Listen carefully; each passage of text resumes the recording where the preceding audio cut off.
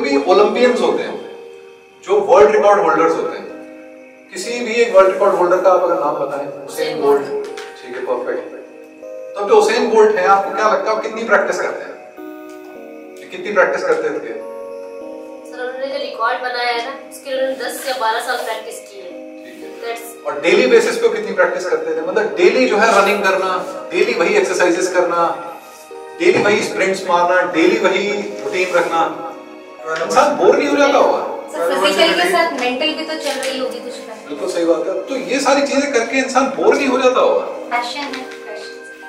जितने भी world level के कोचेस हैं, वो अगर किसी को भी ट्रेनिंग दे रहे हैं ना, जो नंबर 1 होना चाहते हैं, अचीव करना चाहते हैं, उनके लिए मोस्ट इंपॉर्टेंट चीज पता है क्या है? You have to fall in love with boredom. जो बोरियत है, आपको बोरियत से प्यार हो जाना चाहिए, तभी आप उस चीज को रिपीट कर पाओगे, क्योंकि तभी उसके अंदर आप इतना उतर पाओगे, then you are going to go into that state of flow. और तब आप रियलाइज करोगे कि यार यहाँ मैं कहाँ इंप्रूव कर सकता हूँ, बिकॉज वहां पे जो फाइट है ना, वहां पे फाइट 80 से 90% पे पहुंचने की नहीं है, 90 से 95 पे पहुंचने की भी नहीं है, वो माइक्रो इंप्रूवमेंट्स करने की है। वो माइक्रो इंप्रूवमेंट्स किस तरीके से होंगे? 1%, 0.1% के इंप्रूवमेंट्स जो है वो तब होंगे when you are in love with boredom, when you are doing it no matter what. आपका मूड जो भी हो, आपकी प्रैक्टिस आपके मूड पे डिपेंडेंट नहीं है, आपकी इच्छा पे डिपेंडेंट नहीं है।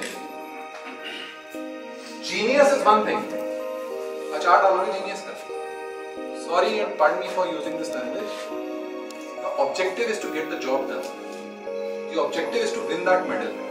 तो जीनियस है, आप में इन्नेट टैलेंट है, अपने पास रखो, जब तक आप उस पर प्रैक्टिस नहीं करोगे, वर्क नहीं करोगे। न जाने कितने फेल्ड जीनियसेस के एग्जांपल्स हैं हमारे पास। कोई एक एग्जांपल बताएंगे फेल्ड जीनियस? बहुत मुश्किल होता है ढूंढ के निकालना, लेकिन एक बहुत पॉपुलर एग्जांपल है विनोद कांबली। और कई लोग मानते हैं कि this guy was much more talented than Sachin Tendulkar, but still Sachin ज्यादा सक्सेसफुल क्यों हुआ और कांबली नहीं हो पाए? He fell in love with practice. He was very disciplined, and he fell in love with boredom. तो इस चीज को आपको रियलाइज करना, आपको अगर उस लेवल पे पहुंचना है, किसी भी चीज में अगर आपको ग्रोथ करनी है, रूटीन जो है ना, रूटीन आपको सबसे ज्यादा परेशान करेगा, but my friends, routine is actually your best friend. आप अगर अपनी लाइफ में कोई रूटीन बना सके और उस पे स्टिक कर सके, 6 महीने में आप 5 साल की ग्रोथ हासिल कर सकते हैं। 6 महीने में आप 5 साल की प्रोग्रेस कर सकते हैं if you stick to routine. You just have to fall in love with boredom. और आपको आगे का ध्यान रखना है, मोहम्मद अली जो वर्ल्ड क्लास लेवल के बॉक्सर थे, वो लिटरली ये बोलते थे कि I hated practice every time I went in their, but I loved winning. तो इसीलिए मैं प्रैक्टिस करता था, मैं खुद मार खाता था और उस बॉक्सिंग रिंग में मैं अंदर घुसता था, because there is just one thing I learn, to rise up every time I fail.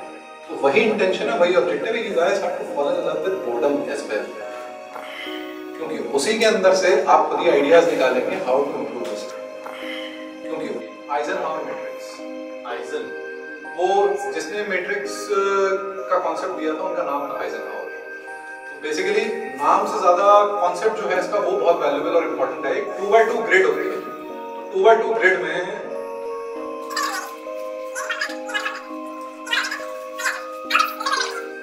अब ये जो आपके टास्क है ना, ये जो 80-20 वाले, उनको आपको अगर इस ग्रिड में डालना है, तो उस टास्क को आप कहां डालेंगे? जैसे for example social media check करना, this is neither important nor urgent. कहीं पे पानी लीक हो रहा है, वो हो सकता है शायद आपकी अर्जेंट की कैटेगरी में आए, but it is less important और ओवरऑल नॉट इंपॉर्टेंट की कैटेगरी में आती है चीज। कोई चीज है जैसे इंपॉर्टेंट है लेकिन नॉट अर्जेंट है, से फॉर एग्जांपल आपको आगे की प्लानिंग करनी है, 2024 का आपका करिकुलम क्या होना है, या आपको कुछ ऐसे प्लानिंग करनी है कि आपको लॉन्ग टर्म के लिए कुछ सेविंग्स करनी है अपने बच्चों की फर्दर स्टडीज के लिए, कॉलेज एजुकेशन के लिए। This is very important but not urgent, धीमे धीमे डिले हो रहा होता। और यहाँ पे आती है something which is important and urgent, कि भाई एक हफ्ते बाद बच्चों को कोई एक एक्टिविटी करवानी है, उसका सारा अरेंजमेंट करना है। जैसे फॉर एग्जांपल आपकी जो मंडावा वाली ट्रिप थी, उसकी जब डेडलाइन आ रही होगी, तो उससे रिलेटेड जो भी काम थे, वो सारे के सारे इंपॉर्टेंट और अर्जेंट की कैटेगरी में। तो ये जो कॉम्बो होता है इस 2x2 मैट्रिक्स प्लस 80-20 का, उससे आपको बहुत क्लियर विजिबल तरीके से नजर आता है कि किन चीजों पे आपको फोकस करना है। फर्स्ट ये होती है सेकंड मजबूरी के कारण ये होती है, लेकिन बेस्ट तरीका ये है अगर आप इसको डेलीगेट कर सकें। और ये जो है ये वैसे कहने को थर्ड नंबर पे आ रही है, लेकिन आपको कोशिश ये करनी चाहिए कि ये वाली चीज जो है ये फर्स्ट नंबर पे पहुंच सके eventually।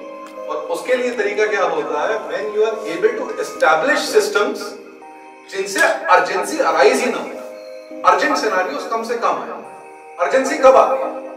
अर्जेंसी तब आती है जब कहीं पे ब्रेकडाउन होता है, जब कहीं पे कोई एकदम से अनएक्सपेक्टेड चीज आ जाती है या ऐसी कुछ चीज हो जाती है जिसके लिए हम लोगों ने पहले से प्लानिंग करनी नहीं रखी।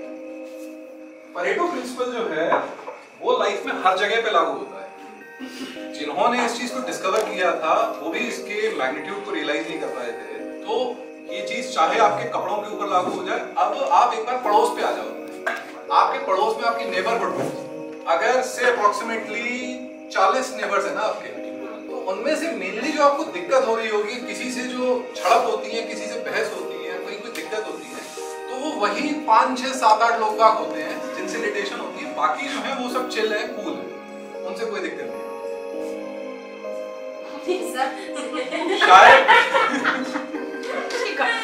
शायद आप अगर किसी इंस्टीट्यूट में पहुंच जाओ तो किसी इंस्टीट्यूट में या किसी क्लास में जैसे 40 बच्चे होते हैं ना, तो उनमें से वही 4, 6, 8 बच्चे जो होते हैं सबसे ज्यादा शरारती होते हैं, सबसे ज्यादा हरकतें करते हैं।